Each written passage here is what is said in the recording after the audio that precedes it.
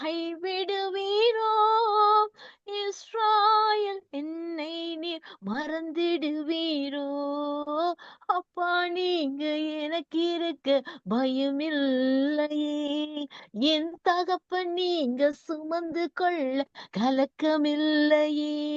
நீங்க போதும், நீங்க போதும், நீங்க போதும், நீங்க போதும், நீங்க போதும், நீங்க போதும். எங்கப்பா போவேன் உங்க பிரசன்னத்தை விட்டுட்டு? எப்படி வாழுவேன் உங்க சமூகத்தை மறந்து? அப்பா நீங்க எனக்கு இருக்க பயமில்லையே, என் தகப்பன் நீங்க சுமந்து கொள்ள கலக்கமில்லையே. நீங்க போதும், நீங்க போதும், நீங்க போதும், நீங்க போதும், நீங்க போதும், நீங்க போதும். எங்கப்பா போவேன் உங்க பிரசன்னத்தை விட்டுட்டு? எப்படி வாழுவேன் உங்க சமூகத்தை மறந்து? ஆமென். கர்த்தர் ஒன்றை மையப்படுவதாக நாங்கள் வார்த்தையின் வெளிச்சத்தோடு இணைந்திருக்கின்றோம். இதனாலும் வார்த்தையின் வெளிச்சத்தோடு தேவ செய்தியோடு இணைந்திருக்கிறார்கள் பாஸ்டர் ஆண்டன் ராசநாயம் அவர்கள். இணைப்பில் இருக்கும் பாஸ்டர் அழைப்புகள் கொண்டு வந்து நாங்கள் வார்த்தையின் வெளிச்சத்தை காண்போம். Praise the lord pastor. Praise the lord. Subha Elango. Praise the lord நேயர்களே. Praise the lord pastor. கர்த்தராகிய இயேசு கிறிஸ்துவின் நாமத்தினாலே சங்க வானொலி கூடாக நித்திய வெளிச்சத்தின் நேரத்திலே வார்த்தையின் வெளிச்சத்தின் பகுதியில் உங்களை நான் வாழ்த்தி வரவேற்கின்றேன். வெளிச்சத்தை காண ஆவலாய் இருக்கின்றோம் பாஸ்டர், எடுத்து வாருங்கள். ஆமென். நாங்கள் இன்றைக்கு எங்களுடைய ஒன்றான மெய்த்தவனை பார்க்க போகிறோம். இயேசுவை பார்க்க போகிறோம். பரிசுத்த ஆவியானவரை பார்க்க போகிறோம். ஏஞ்சல்ஸை பார்க்க போகிறோம். விழுந்து போன தூதர்களை பார்க்க போகிறோம். ஒரு ஜெபத்துடன் ஆரம்பிப்போம்.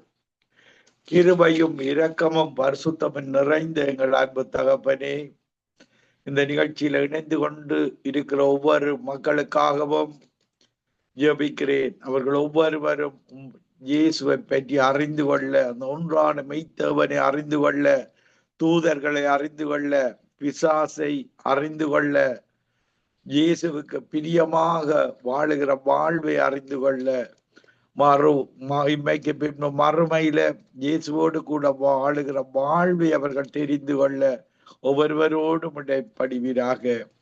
எல்லா பிரஸ்தாபங்களை பார்க்கிலும் வார்த்தையை மகிமைப்படுத்தி இருக்கிறேன்.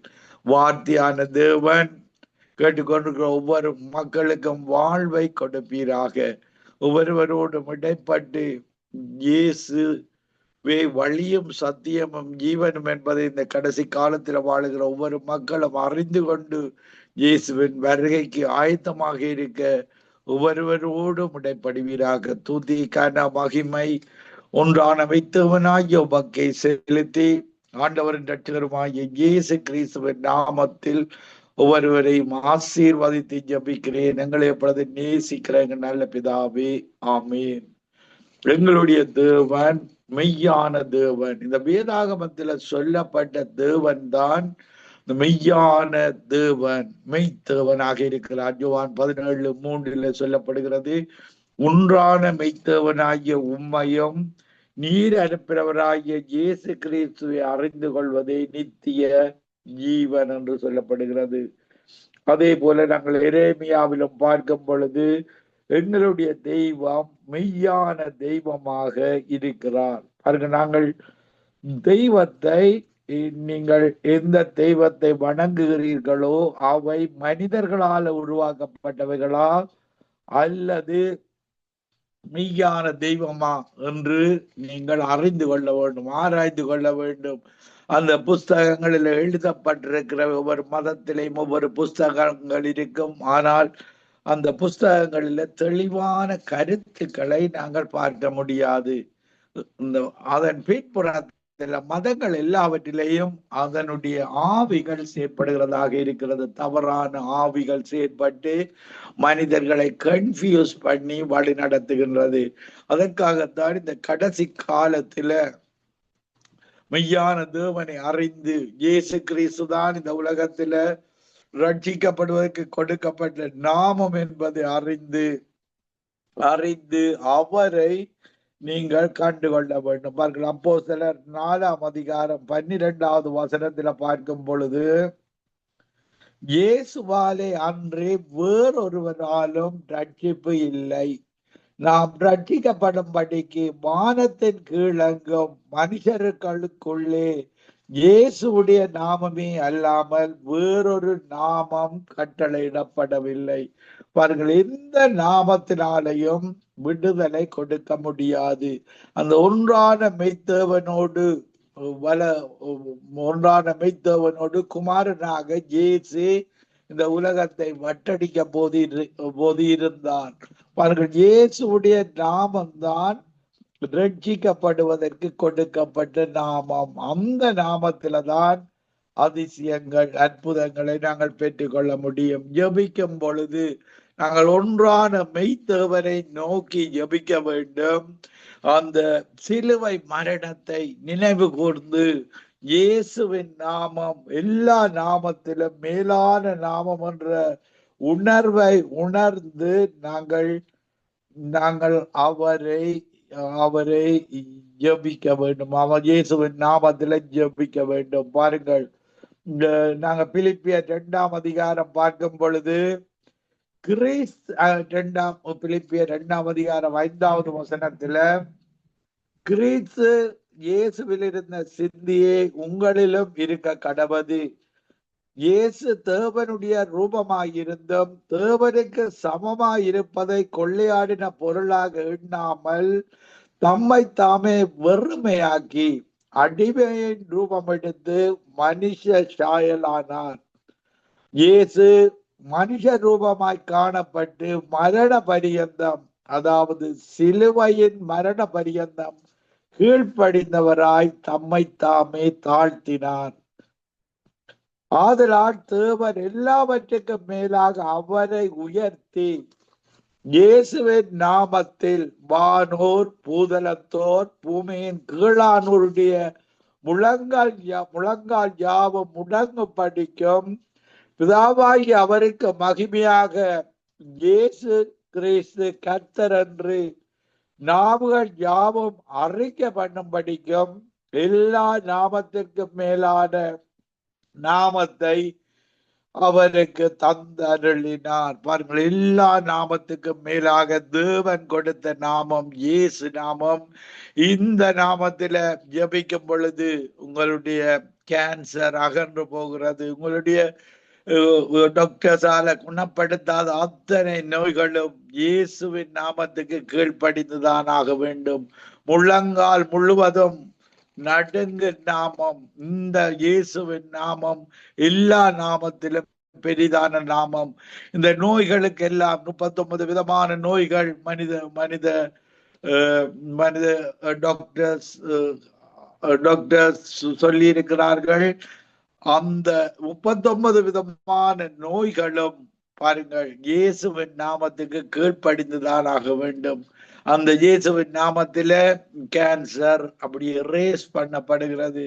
உங்களுடைய வறுமை அகன்று போகிறது. நீங்கள் விசுவாசத்தோடு நீங்கள் ஜெபித்து அந்த நோய்களை பார்த்து கட்டளையிட வேண்டும். எந்த இடத்துல நோய்கள் இருக்கிறதோ இந்த நோயை நான் கட்டி ஜெபிக்கிறேன். இயேசுவின் நாமம் உயர்ந்த நாமம், எல்லா நாமத்துக்கு மேலான நாமம். இந்த கேன்சர் மனிதர் டாக்டர்ஸால கொடுக்கப்பட்ட நாமம். பரம வைத்தியராகிய இயேசுவின் நாமத்தில இந்த நோய்கள், இந்த கீழான நாமங்கள் எல்லாம் இந்த மேலான நாமத்துக்கு கீழ்ப்படிந்துதான் ஆக வேண்டும். பாருங்கள், நாங்கள் அந்த எங்களுடைய ஒன்றான மெய்த்தேவன் தான் இந்த உலகத்தை படைத்த தேவன். நீங்கள் ஆதியாகமம் 1 அதிகாரத்திலிருந்து பார்த்தீர்களாக இருந்தால் பாருங்க, இந்த உலகம் இருளாயிருந்த உலகம். ஹல்லேலூயா, thank you Jesus. ஆதியிலே தேவன் வானத்தையும் பூமியையும் படைத்தார். ஒரு இருளான உலகத்துல பூமி ஒழுங்கின்மையும் வெறுமையுமாயிருந்தது. ஆழத்தின் மேல் இருள் இருந்தது. தேவ ஆவியானவர் ஜலத்தின் மேல் அசவாடி கொண்டிருந்தார். தேவன் வெளிச்சம் உண்டாக கடவது என்றால் வெளிச்சம் உண்டாயிற்று. இப்படியாக 1ஆம் நாள், 2ஆம் நாள், 3ஆம் நாள் மனிதனுக்கு தேவையான, மனிதன் வாழ்வதற்கு தேவையான அத்தனை காரியங்களையும் இப்படியாக 4 நாட்கள் 5 நாட்கள் உருவாக்கி 6வது நாளில தேவன் தம்முடைய சாயலாகவும் ரூபத்தின்படியும் மனிதனை படைத்தார். பாருங்கள், ஆதியாகமம் 1ஆம் அதிகாரம் 26வது வசனத்துல பார்க்கும் பொழுது, தேவன் நமது சாயலாகவும் நமது ரூபத்தின்படியும் மனுஷனை உண்டாக்குவோமாக, அவர்கள் சமுத்திரத்தின் மச்சங்களையும் ஆகாயத்து பறவைகளையும் மிருக ஜீவன்களையும் பூமி அனைத்தையும் பூமியின் மேல் ஊறும் சகல பிராணிகளையும் ஆழ கடவீர்கள். பாருங்கள், தேவன் மனிதனுக்கு தேவையான அத்தனை மிருகங்கள், பறவைகள், வெளிச்சம் எல்லாவற்றையும், பகல் இரவு, சூரியன் சந்திரன் எல்லாவற்றையும் படைத்து இறுதியாக தம்முடைய சாயலாக, பாருங்கள் 27வது வசனத்திலே, தேவன் தம்முடைய சாயலாக மனுஷனை சிருஷ்டித்தார், அவனை தேவ சாயலாக சிருஷ்டித்தார், ஆணும் பெண்ணுமாக அவர்களை சிருஷ்டித்தார்.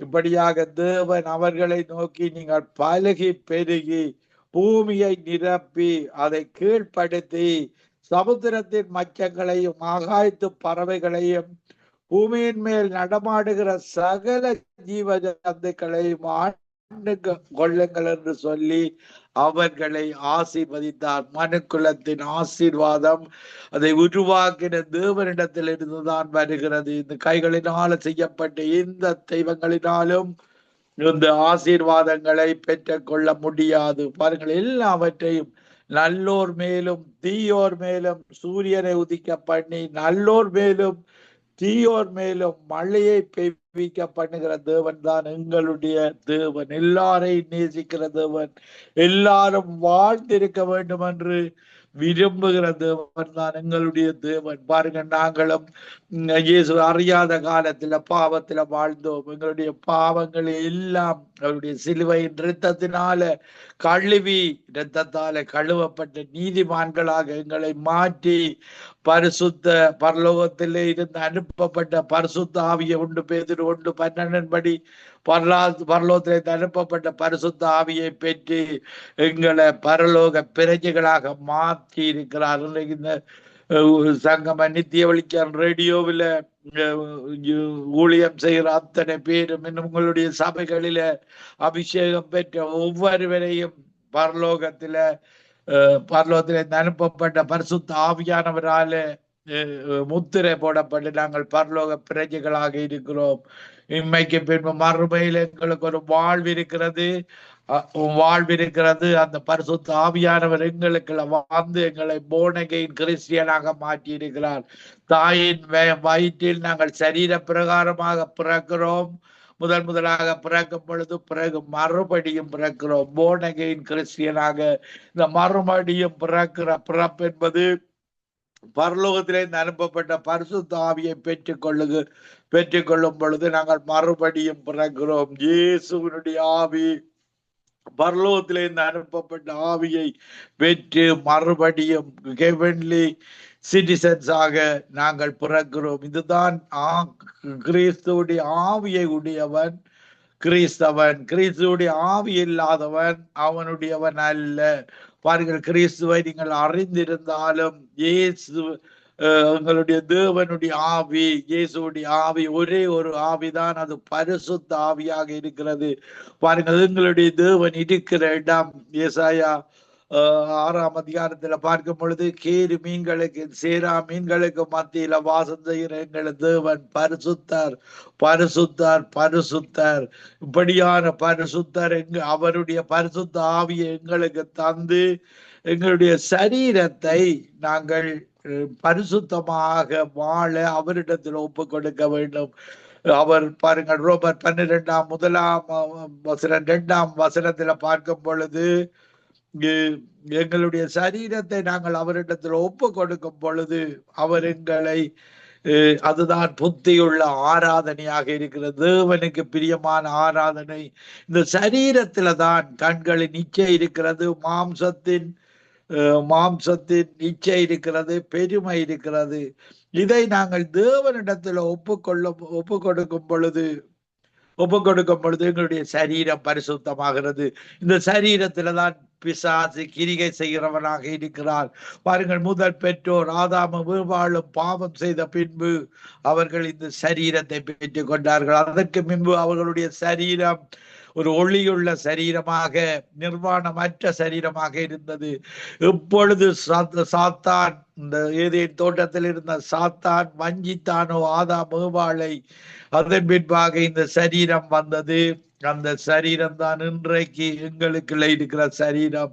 இதை நாங்கள் எங்களுடைய சரீரத்தை புத்தியுள்ள ஆராதனையாக அந்த பரிசுத்த ஆவியானவரிடத்தில் ஒப்பு கொடுக்கும் பொழுது அவர் எங்களுடைய சரீரத்தை பரிசுத்தமாக்குற தேவனாக இருக்கிறார். பாருங்கள், எங்களுக்கு அந்த பாவம் பொல்லாதது, பாவம் தேவனுக்கு விரோதமானது, நாங்கள் பிசாசுக்கு இடம் கொடுக்க கூடாது என்ற ஒரு உணர்வோடு வாழுகிற வாழ்வு, அதுதான் பரிசுத்த வாழ்வு. அவர் பரிசுத்தராக இருக்கிறது போல இயேசு பரிசுத்தர், தேவன் பரிசுத்தர், அதே போல பரிசுத்த ஆவியானவர் பரிசுத்தர். நாங்கள் எங்களுடைய சரீரத்தை பரிசுத்தமாக காக்கும் பொழுது அந்த பரிசுத்த ஆவியானவர் எங்களுடைய சரீரத்தில பரிசுத்த அலங்காரத்தோடு நாங்கள் எங்கள் தேவனை தொழுது கொள்ள முடியும். பரிசுத்தம் இல்லாமல் நாங்கள் தேவனை தரிசிக்க முடியாது. ரோமர் 3:23 சொல்லுகிறது, ஆனாலும் நாங்கள் எல்லோரும் பாவிகளாக இருந்தோம். பாருங்கள், எல்லாரும் பாவம் செய்து தேவ மகிமையற்றவர்களாகி இந்த உலகத்துல நாங்கள் பிறந்து வாழ்ந்திருக்கிறோம். பாருங்கள், தேவன் தான் எங்களை பரிசுத்தமாக்குகிறவர்.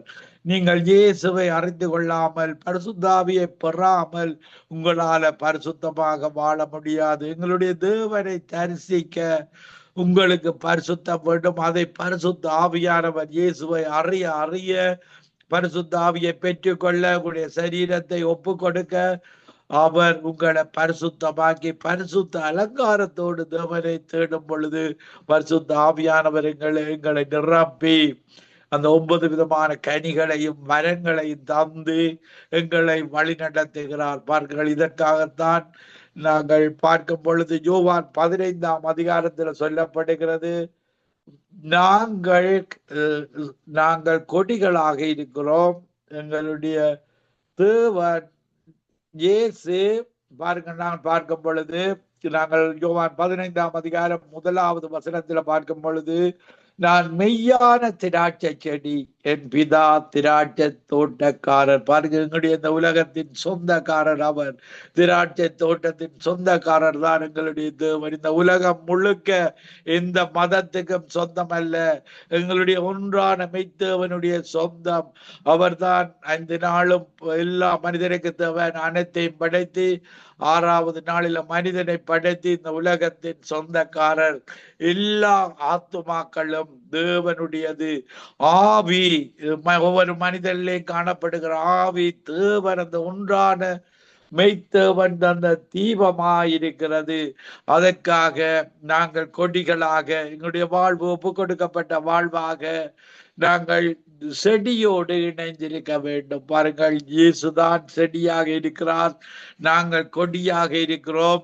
அவரில் இணையும் பொழுது, அந்த பரிசுத்த ஆவியானவர்ல இணையும் பொழுது அங்கிருந்து எங்களுக்கு பரிசுத்தம் வருகிறது. நாங்கள் பரிசுத்தமாக, இன்னும் அதிகமாக பரிசுத்தமாக ஆக நாங்கள் கொடிகள் புரோன் பண்ணப்படுகிறது. பாருங்கள், சடைத்து வளர்வதற்காக, அதிக கனிகளை கொடுப்பதற்காக, சடைத்து வளர்வதற்காக தேவன் புரோன் பண்ணி அதிக கிளைகளை உருவாக்கி அதிக கனிகளை நாங்கள் கொடுக்கும்படியாக எங்களை சுத்தம் செய்கிறார். சிட்சித்து அவருடைய வழியில எங்களை வழி நடத்துகிறார். இந்த தேவன் தான் அநாதி தேவன், எங்களுடைய தேவன். மரண பரியந்தம் எங்களோடு இருக்கிற தேவனாக இருக்கிறார். பாருங்கள், யோவான் 15ஆம் அதிகாரம் 4வது வசனத்தில, மதங்களில வாழுகிற மக்கள் சரீர பிரகாரமாகத்தான் வாழுவார்கள். சரீர பிரகாரமாக என்று சொல்லும் பொழுது அந்த ஆத்துமா உலக காரியங்களை விரும்பும். சரீரம் சரீரம் கண்களின் இச்சை செயற்படும், மாம்சத்தின் இச்சை செயற்படும், ஈவனத்தின் பெருமை இந்த சரீரத்திலான் செயற்படுகிறது. இந்த சரீரம் ஆத்மாவை இழுக்கும்.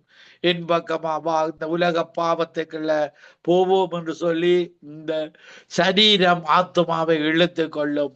பாருங்க, நாங்கள் தேவனுடைய ஆவியை பெற்றவர்கள்.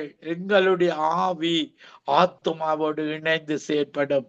ஆவி பரிசுத்த ஆவியை இழுக்கும் பொழுது நாங்கள் சரீரத்தின் கிரிகைகளை ஒடுக்கி விடுகிறோம். எங்களுடைய சரீரத்தினால பாவம் செய்யாத விருப்பத்தை நாங்கள் அடைந்து விடுகிறோம். எங்களுடைய பரிசுத்த ஆவியானவர் ஆத்மாவோடு இணைந்து அந்த ஆத்மா சந்தோஷம் அடைகிறது. அந்த ஆத்மாவில சந்தோஷம் வரும். அந்த பரிசுத்த ஆவியானவர் வரும் பொழுது, நாங்கள் துதிக்கும் பொழுது, ஜபிக்கும் பொழுது, அவரை தியானிக்கும் பொழுது, அந்த ஆத்மாவில தான் எல்லா மனிதர்களுக்கும் துக்கமும் சந்தோஷமும் ஆத்மாவில் வருகிறது. இந்த ஆத்மாவில சந்தோஷம் ஆவியோடு இணையும் பொழுதுதான், பரிசுத்த ஆவி எங்களுடைய ஆவியோடு இணைந்து அந்த ஆத்மா சந்தோஷப்படுகிறது. அப்பொழுதுதான் உங்களுடைய துக்கங்கள் சந்தோஷமாக மாறுகிறது.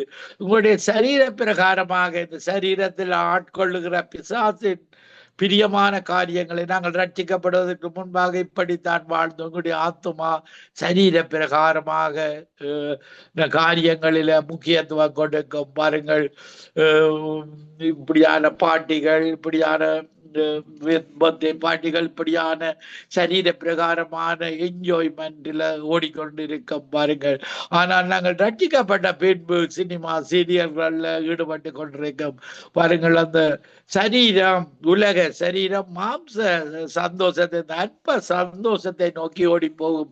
அந்த சிற்றின்பங்களை நோக்கி ஓடி போகும். அவைகள் எல்லாம் அந்த இன்பத்துக்கு பிறகு, அந்த சிற்றின்பகத்துக்கு பிறகு உங்களுடைய வாழ்க்கையை பார்த்தீர்களாக இருந்தால் ஒரு வெறுமை வரும். அது ஒரு கணப்பொழுதில குடிப்பவன், ஸ்மோக் பண்ணுபவன் ஒவ்வொருவரும் ஒரு கணப்புலக அற்ப சிற்றின்ப சந்தோஷத்தை பெறுகிறான். அதன் பின்பு அவனுக்கு கவலை பெறுகிறது. பாருங்கள், சிற்றின்பங்களுக்கு பின்னால் அந்த ஆவிகள் செயற்படுகிறது. அந்த பொல்லாத ஆவிகள், பாவத்தின் ஆவிகள் உங்களை கட்டி இப்படியாக வாசற்படியில, பாவம் செய்கிற மனிதனுடைய வாசற்படியில் படுத்து கொள்ளுகிறது. இதனால மனிதனுக்கு பண நஷ்டத்தை கொடுக்கிறது. குடிப்பழக்கத்துக்கு பணத்தை செலவழிக்கிறான். ஒரு அற்ப சந்தோஷத்தினால அந்த அந்த நஷ்டத்தை, குடும்பத்துல நஷ்டம், குடும்ப பிரிவினைகள், பலவிதமான துக்கங்கள், கவலைகள், கண்ணீர்கள் எல்லாம் இந்த சிற்றின்பங்களினால, இந்த சரீர பிரகாரமான இச்சைகளினால தான் வருகிறது. தேவனோடு இருக்கும் பொழுது, ஆவி ஆத்மாவோடு இருக்கும் பொழுது ஆத்மாவில் ஒரு நம்பிக்கை வருகிறது. நான் ஆராதிக்கிற தேவன் இன்மைக்கு பின்பு மறுமையில என்னை பரலோகத்துல நான் அவரோடு கூட வாழ்வு இருக்கிறது. இந்த உலகத்துல எனக்கு ஒரு குறைவும் இல்லை. பாருங்கள், வசனங்களை நீங்கள் பார்த்து வாசித்து நம்பிக்கை வைத்து விட வேண்டும். பாருங்கள், அவர் சொல்லி இருக்கிறார் மத்தேயு 6:33 தேவனுடைய ராஜ்யத்தை, நீதியை நான் தேட போகிறேன். இந்த அற்ப சிற்றின்பங்களை எல்லாம் இயேசுவின் நாமத்தில, இந்த அற்ப சிற்றின்பங்களை கொடுக்கிற பிசாசை நான் அகற்றி விட்டேன். இயேசு எனக்குள் வந்து விட்டார். இயேசுடைய வாழ்வை நான் மற்றவர்களுக்கு காண்பிக்க போகிறேன். அவருடைய வார்த்தை ஒரு பொழுதும் போய் சொல்லாது. அவருடைய ராஜ்யத்தையும் அவருடைய நீதியை தேடும் பொழுது என்னுடைய தேவைகள் எல்லாம் சந்திக்கப்படுகிறது. கேட்பதற்கு வேண்டுவதற்கு மேலாக அவர் எங்களுக்கு தருகிற தெய்வமாக இருக்கிறார். பாருங்கள், நன்மையான ஈவுகளும் யாக்கோபு 1:17 பார்க்கும் பொழுது, நன்மையான ஈவுகளும் பரிபூரணமான வரங்களும் பிதாவாகிய எங்களுடைய யோதிகளின் பிதாவாகிய தேவனிடத்தில இருந்து வருகிறது. பாருங்கள், இப்படி நன்மை வேணுமாக இருந்தால் நீங்கள் இயேசுவை இரட்சகராக ஏற்றுக்கொள்ள வேண்டும். பாருங்கள், யாருக்கும் தீமைகள்ல பிரியமாயிருக்க மாட்டார்கள். மதங்களில பார்த்தீர்களாக இருந்தால், நான் திரும்ப வாசிக்கிறேன்.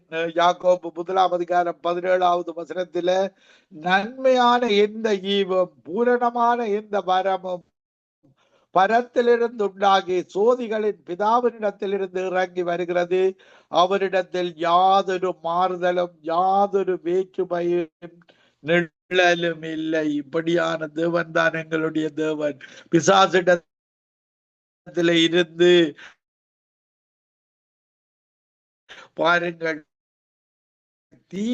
மனிதர் தேவனுடைய வசனத்தை அறியாதபடிக்கு மனிதருடைய கண்களை குருடாக்கி பாருங்கள், பிசாசானவன் செய்கிற வேலைகளை பாருங்கள், தீமைதான் அவன் செய்கிற காரியங்களமாக இருக்கிறது. பாருங்கள், பிசாசு இப்படித்தான் செய்கிறது. யோவான் 10:10 திருடன் திருடவும் கொல்லவும் அழிக்கவும் வருகிறானே அன்றி வேறொன்றுக்கும் வரான். இயேசுவோ அவைகளுக்கு ஜீவன் உண்டாயிருக்கவும் அந்த ஜீவன் பரிபூரணப்படவும் வந்தேன். அடுத்த வசனத்திலே பார்க்கும் பொழுது யோவான் 10:11 நானே நல்ல மேய்ப்பன் ஆடுகளுக்காக தன் ஜீவனை கொடுக்கிறான். கர்த்தரின் மேய்ப்பராயிருக்கிறான். நான் தாழ்ச்சி அடையேன். அவர் என்னை புல்லுள்ள இடங்களில் மேய்த்து அமர்ந்த தண்ணீர்கள் அண்டையில் கொண்டு போய் விடுகிறார். என் பாத்திரம் நிரம்பி வழிய செய்கிறது. அவருடைய அபிஷேகத்தினால, அவருடைய ஞானத்தினாலே, அவருடைய புத்தியினால, அறிவினால அவர் தொழில்நுட்பங்களை தருகிறார். எப்படி உழைக்க அவர் ஞானத்தை தந்து உற்சாகத்தின் ஆவியை தருகிறவர் எங்களுடைய ஆவியானவர். பாருங்கள், உற்சாகத்தின் ஆவி, அவருடைய நிலைவரமான ஆவி. பாருங்கள், பாவம் செய்யும் பொழுது உற்சாக ஆவியை இழந்து விடுகிறார்கள் மனிதர்கள். பாருங்கள், அவரிடத்துல தாவீது ஒரு முறை பாவம் செய்த பொழுது பாருங்கள், சங்கீதம் 51 உம்முடைய பரிசுத்த ஆவியை எடுத்து போடாதையும், உம்முடைய உற்சாக ஆவியை என்னிடத்திலிருந்து எடுத்து போடாதை, நிலவரமான ஆவியை எனக்கு தாரும் என்று அவன் மன்றாடி பாவ மன்னிப்பை பெற்றுக் கொள்ளுகிறான். இப்படியாக நாங்களும் தவறு செய்யும் பொழுது, தேவனுக்கு பிரியமில்லாத காரியங்கள் செய்யும் பொழுது அவரிடத்துல விழுந்து மன்னிப்பு கேட்டுவிட வேண்டும். பிசாசை நம்பி பாருங்கள், திரும்பவும் பாவத்தை செய்து பாவம் மரணத்தை கொண்டு வருகிறது. மரணம் இறுதியாக நரகத்துக்கு இழுத்து செல்கிறதாக இருக்கிறது. பாருங்கள், எங்களுடைய தேவன் தான் காற்றை சிருஷ்டித்தவர் என்பதை நீங்கள் அறிந்து கொள்ள வேண்டும். பாருங்கள், இந்த மனிதர்கள் உருவாக்கின தெய்வங்களால எதையும் செய்ய முடியாது. காற்றை சிருஷ்டித்தவர், பர்வதங்களை உருவாக்கினவர், இப்படியான தேவன் தான் எங்களுடைய தேவன். ஆமோஸ் 4:13 அவர் பர்வதங்களை 13 பார்க்கும் பொழுது பர்வதங்களை உருவாக்கினவரும் காற்றை சிருஷ்டித்தவரும், இன்றைக்கு நீங்கள் சுவாசிப்பதற்கு தேவையான காற்றை உருவாக்கினவர் எங்களுடைய தேவன். பாருங்கள், மனிதனை மண்ணில உருவாக்கி இந்த தசை தோல் எல்லாவற்றையும் உருவாக்கி கிரியேட்டர் தான் எங்களுடைய தேவன். அவர் தன்னுடைய ஜீவ சுவாசத்தை ஊற்றினார். இப்படியான தேவன் தான் காற்றை உருவாக்கி இன்றைக்கு நாங்கள் நிற்பது, நிர்மூலமாகாமல் இருப்பதும் அவருடைய கிருபை. இன்றைக்கு நாங்கள் உயிரோடு இருப்பதற்கு தேவையான அந்த காற்றை உருவாக்கினவர் எங்களுடைய தேவன். பாருங்கள், மதங்களில அவர்களுக்கு காற்றை உருவாக்கினவரை தெரியாது. பிசாசு அவர்களுக்குள்ள காற்றடித்த பையடா என்று சொல்லி வைத்திருக்கிறார். அந்த காற்றை அடித்து இன்றைக்கு எங்களுக்கு சுவாசத்தை தருகிறவர் எங்களுடைய ஒன்றான மெய்த்தேவன். அவர் பர்வதங்களை உருவாக்கினவரும் காற்றை சிருஷ்டித்தவரும் மனுஷனுடைய நினைவுகளை இன்னதென்று அவனுக்கு வெளிப்படுத்துகிறவரும் விடியற் காலத்தை அந்தகாரமாக்குறவரும் பூமியினுடைய உயர்ந்த ஸ்தானங்களின் மேல் உலாவுகிறவருமாய் இருக்கிறார். சேனைகளின் தேவனாகிய கர்த்தர் என்பது அவருடைய நாமம். சேனைகளின் தேவன். எங்களுக்காக நாங்கள் உண்மை முத்தமத்தோடும் வாழும் பொழுது எங்களுக்காக யுத்தம் செய்கிற தேவன் தான் எங்களுடைய தேவன். பிசாசு உங்களுக்காக யுத்தம் செய்ய மாட்டான். பிசாசு உங்களை தீமையை செய்ய வைத்து பொய்யை பேச பண்ணி செய்கிற அநியாயங்களை வேறு மனுக்குலத்துக்கு எதிராக தேவனுக்கு விரோதமாக அவன் தீமையை அநியாயத்தை செய்து உங்களை இறுதியாக நரகத்துக்கு எடுத்து செல்கிறவனாக இருக்கிறான். பாருங்கள், நீங்களும் அவனை நம்பினீர்களாக இருந்தால், தொடர்ந்து பாவத்தை இருளில வாழ விரும்பினீர்களாக இருந்தால், பிசாசு உங்களை நரகத்துக்கு இழுத்து செல்கிறவனாக இருக்கிறார். பாருங்கள், மத்தேயு 25 நாங்கள் பார்க்கும் பொழுது இயேசு 2 விதமாக பிரிக்கிறார். பாருங்கள், வலது புறத்துல தேவனுக்கு பிரியமாக செய்தவர்கள். பாருங்கள், மத்தேயு 25:34 ராஜா, இயேசு ராஜா, இதுதான் ஜட்ஜ்மெண்ட் நடக்கிறது. பாருங்கள், இயேசு ராஜா தமது வலது பக்கத்தில் நிற்பவர்களை பார்த்து, வாருங்கள் என் பிதாவினால் ஆசீர்வதிக்கப்பட்டவர்களே, உலகம் உண்டானது முதல் உங்களுக்காக ஆசீர்வாதம் பண்ணப்பட்டிருக்கிற ராஜ்யத்தை சுதந்திரித்துக் கொள்ளுங்கள். பாருங்கள், தேவன் இயேசுதான் ஜட்ஜ். ஜட்ஜ்மெண்ட் புக் தான் பைபிள். அந்த பைபிளின் படி வாழ்ந்தவர்கள் வலது பக்கத்துல நித்திய ராஜ்யம் கெவனுக்கு வலது பக்கத்திலையும். பாருங்கள், பசியாயிருந்தேன் எனக்கு போஜனம் கொடுத்தீர்கள், தாகமாயிருந்தேன் தாகம் தீர்த்தீர்கள், அந்நியனாயிருந்தேன் சேர்த்து கொண்டீர்கள், வஸ்திரம் இல்லாதிருந்தேன் எனக்கு வஸ்திரம் கொடுத்தீர்கள், வியாதியாயிருந்தேன் விசாரிக்க வந்தீர்கள், காவல் இருந்தேன் என்னை பார்க்க வந்தீர்கள். இப்படியாக செய்தவர்களை அவர் வலது பக்கத்துல சேர்க்கிற தேவனாக இருக்கிறார். பாருங்கள், இது மத்தேயு 25:41 இன்னைக்கு மதத்துல நீங்கள் தொடர்ந்து வாழ்வீர்களா இருந்தால் நீங்கள் இயேசு இந்த ஜட்ஜ்மென்ட்ல இடது பக்கத்துல நீங்கள் நிற்பீர்கள். பாருங்கள், இயேசு சொல்லுகிறார், சபிக்கப்பட்டவர்களே என்னை விட்டு பிசாசுக்காகவும் அதன் தூதர்களுக்காகவும் ஆயத்தம் பண்ணப்பட்டிருக்கிற நித்திய அக்கினியிலே போங்கள்.